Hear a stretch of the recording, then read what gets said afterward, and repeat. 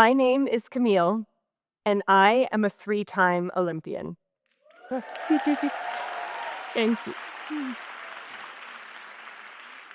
I represented Hong Kong in swimming in Rio 2016, Tokyo 2020, and Paris 2024.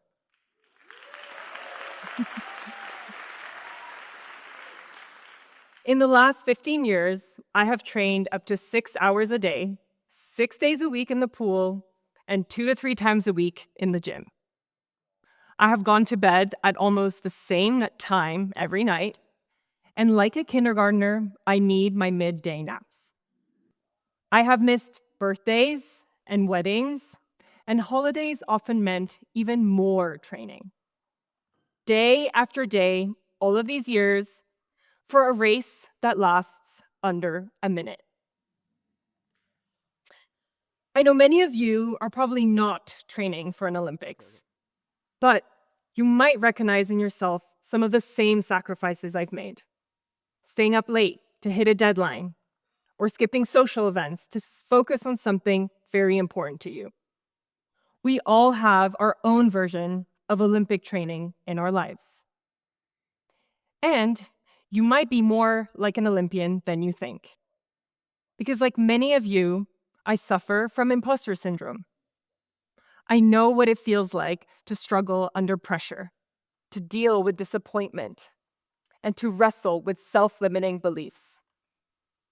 Yet, it is through those struggles that I've learned about success and how mindset and resilience are things you cultivate along the journey, and that vulnerability is a sign of strength.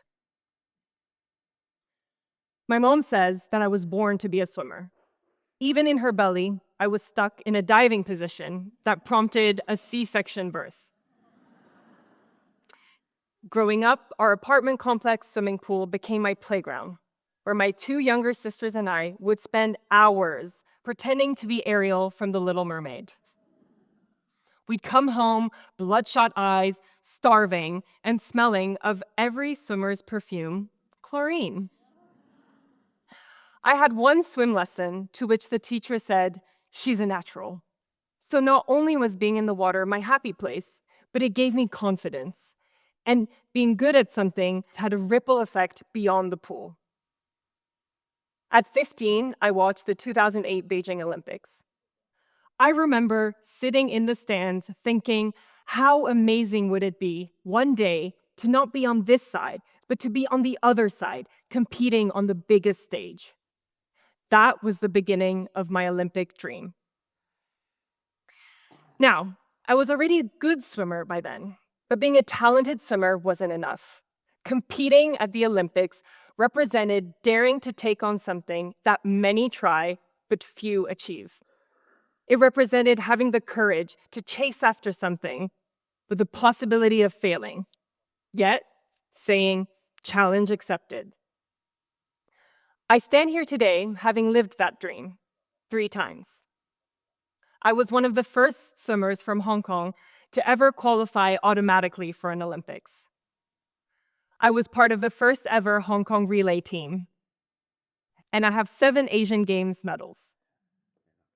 My university career was bookended by team national championships, and I did all of this while graduating from one of the top US universities with a degree in psychology. Now, that might sound like success, right? But I didn't always see it that way.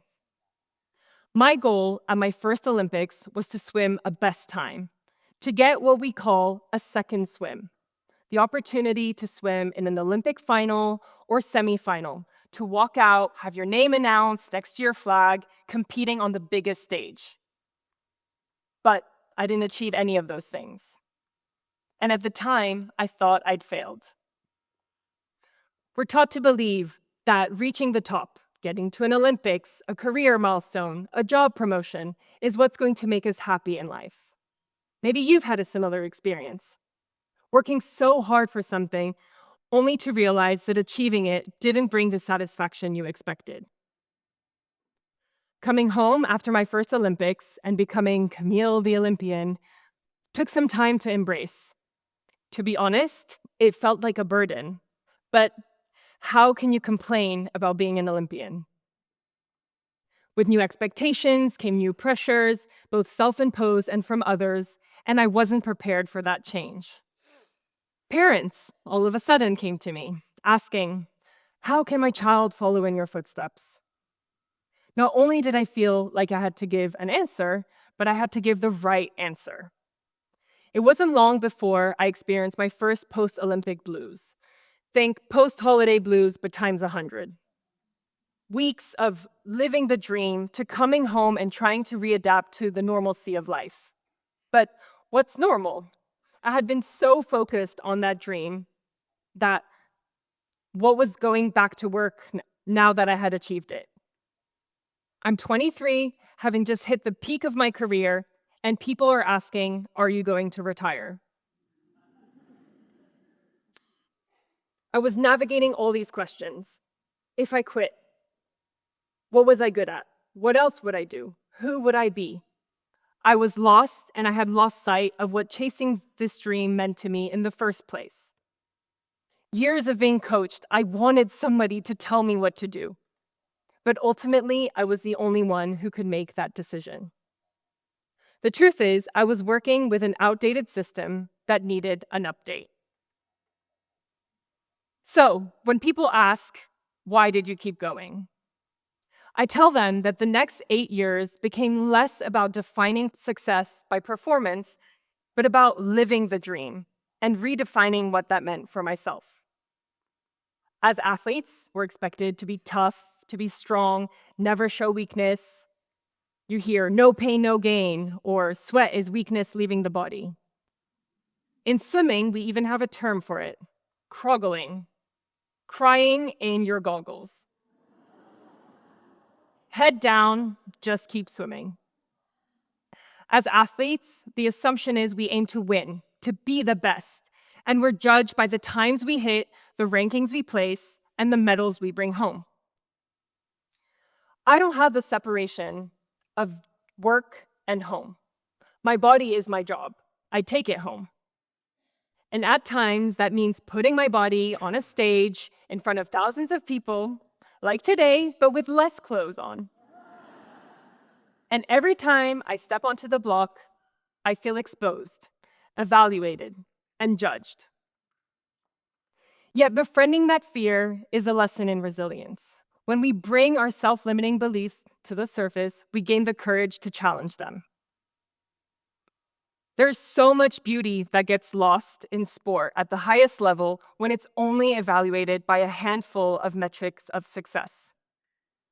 Living up to the Olympic motto is not about being the fastest, highest, strongest together, but about being faster, higher, stronger together. And to me, that is the essence of success. Not to be the best, but to be my best. One of the most important aspects of being our best is being surrounded by the right support. When I was younger, my dad would always tell me, "It's lonely at the top." And while that's true in the literal sense, standing alone on a podium, life as an elite athlete can be very isolating, especially swimming. You're staring at the same black line, lap after lap, week after week, year after year.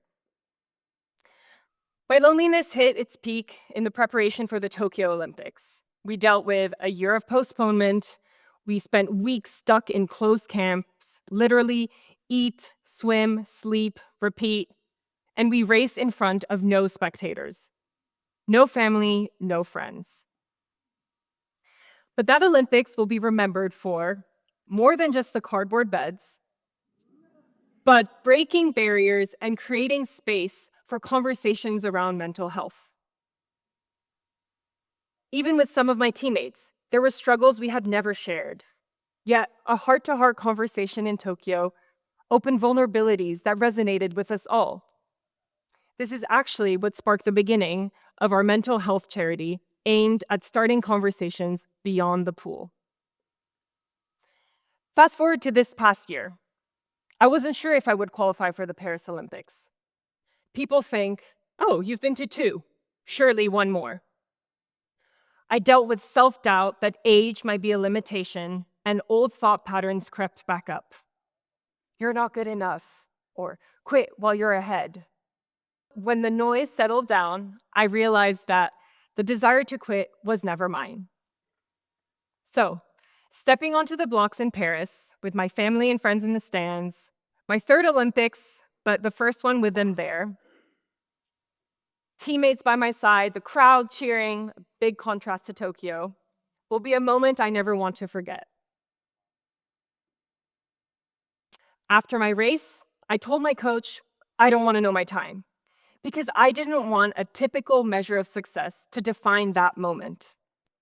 And while I never came home from an Olympics with a medal or even a second swim, those experiences were still a success to me.